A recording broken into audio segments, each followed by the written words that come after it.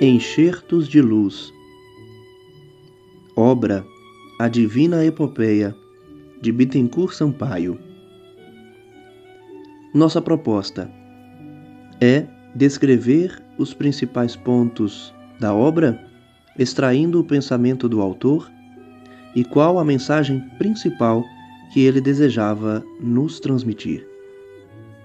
As opiniões lidas aqui são todas de Bittencourt Sampaio, e eu não farei qualquer comentário pessoal sobre as suas ideias.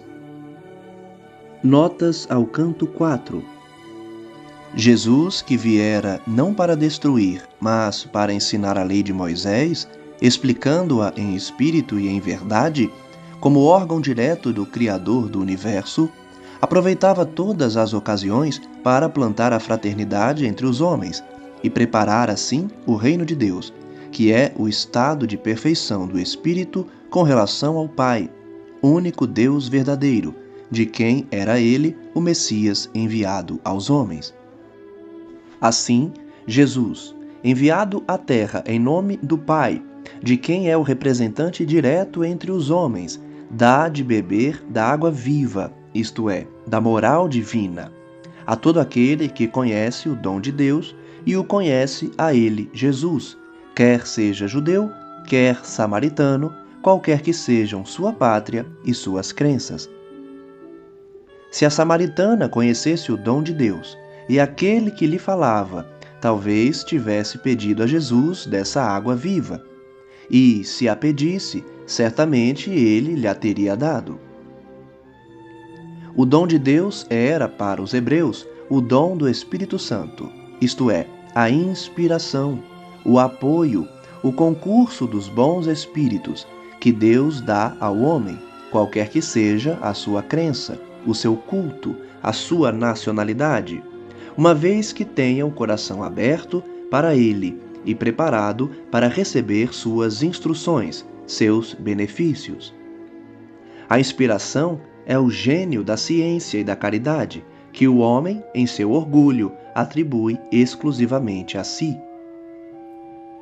A samaritana, tomando sempre no sentido literal e material as palavras do divino Redentor, pediu-lhe que lhe desse da água que ele dizia possuir, para matar-lhe de uma vez a sede, a fim de não ter necessidade de voltar todos os dias ao poço. Houve então Jesus por bem dar-lhe um testemunho de suas faculdades extra-humanas, mostrar-lhe que sabia e conhecia por si mesmo todas as coisas do mundo. Abraçando em seu pensamento o presente e o futuro, Jesus prediz a desaparição e cessação de todos os cultos exteriores que dividem e separam os homens. Prediz a adoração do Pai no coração, que, quando puro, é o seu único e verdadeiro templo. Culto interior da alma, único e verdadeiro, que os homens renderão a Deus quando souberem elevar-se a Ele nas asas da oração. Ainda hoje, não se adora a Deus sobre a montanha e em Jerusalém? Não existem cultos exteriores diversos a dividir e separar os homens? Não temos ainda hoje samaritanos e judeus, ortodoxos e heréticos? Não continua a Igreja a manter os prejuízos e as pretensões dos judeus e dos chefes das sinagogas, chamando heréticos aos que não obedecem aos seus dogmas? A mesma Igreja, apoderando-se do princípio de ortodoxia, que os judeus se arrogavam, não tem declarado heréticos e perseguido, levado mesmo à morte como tais, todos aqueles que professavam crenças contrárias aos seus dogmas humanos, a seus preceitos de interesses puramente materiais? Assim, o Divino Mestre condenou a exterioridade do culto, mas tolerou ao mesmo tempo todos os cultos, porque a época ainda não era chegada dos homens adorarem a Deus em espírito e em verdade. erguendo no coração um templo puro e santo, digno do Eterno. E por isto disse: Sim, em verdade, não conheceis o que adorais, enquanto o contrário se dá entre nós outros. Porque só dos judeus é que tem vindo ao mundo a salvação. O tempo chegou com o Cristo, visto que seus discípulos têm adorado o Pai em espírito e em verdade. Depois, houve sempre na terra espíritos mais esclarecidos, que repeliram a materialização do culto e se elevaram ao Senhor pela homenagem do pensamento, do coração e dos atos.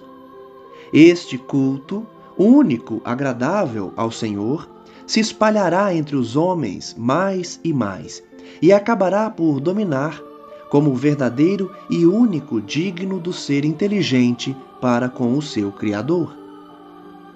Os verdadeiros adoradores que o Pai deseja, os adoradores do Pai, em espírito e em verdade, são todos aqueles que, qualquer que seja o culto exterior sob que a reencarnação os tenha feito nascer, lhe repelem a materialização. Aqueles que não reconhecem para o Pai outro templo, senão o coração, outro santuário, senão a consciência, e que se elevam ao Pai pela homenagem do pensamento e dos atos, por seus esforços sérios e sustentados na prática do amor de Deus sobre todas as coisas, e do próximo como de si mesmos.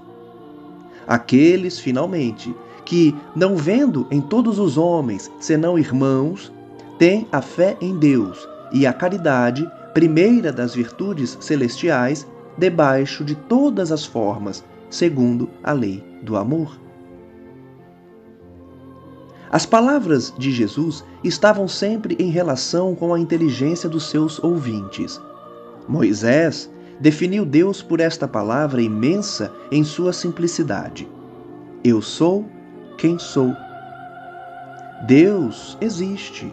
Sua essência enche o espaço. O universo infinito é sua residência. Nem limites, nem medidas podem servir para explicá-lo. Ele é. Mas este pensamento, tão vasto como a nossa inteligência, embora hoje mais desenvolvida do que há 2000 anos, não era compreendido ainda, porque estava muito acima dos homens que ouviam Jesus dizer que ser, para os homens, era viver. Viver quase como eles. Daí a ideia da corporeidade material de Deus, ideia que Jesus destruiu, dizendo: Deus é espírito, e aqueles que o adorem devem adorá-lo em espírito. Quer dizer, Deus é inteligência, e a inteligência não tem forma palpável. Deus é pensamento, e o pensamento não se sujeita. Deus é fluido, ao mesmo tempo que é infinito, e por consequência não tem corpo que o circunscreva. Deus, como disse o apóstolo São Paulo, na primeira epístola aos Coríntios, capítulo 8, versículo 5, é, neste sentido, o Criador incriado, o Pai de quem todas as coisas tiram o ser, que nos fez para si, no sentido de que todas as suas criaturas devem, para a vida, progresso e harmonia universais, atuar sobre a natureza em todos os reinos e em todas as criações, segundo suas leis imutáveis e eternas, sob o impulso de sua vontade superior.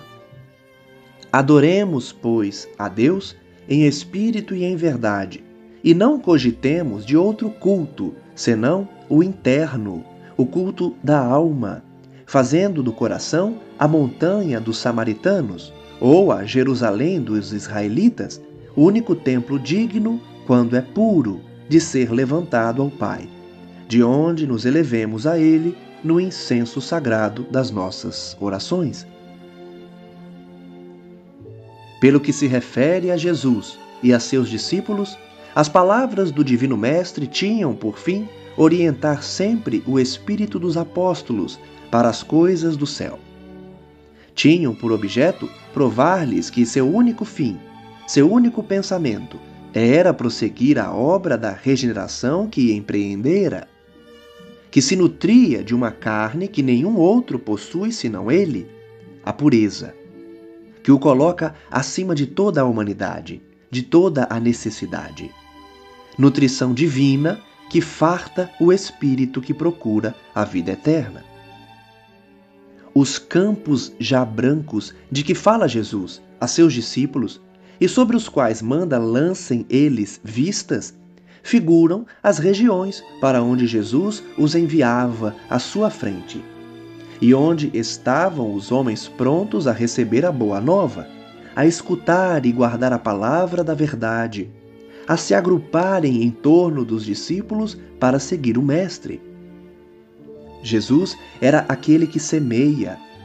Os discípulos, os segadores, que, trabalhando pelo progresso de seus irmãos, achavam sua recompensa no progresso pessoal que realizavam, recolhendo assim os frutos divinos.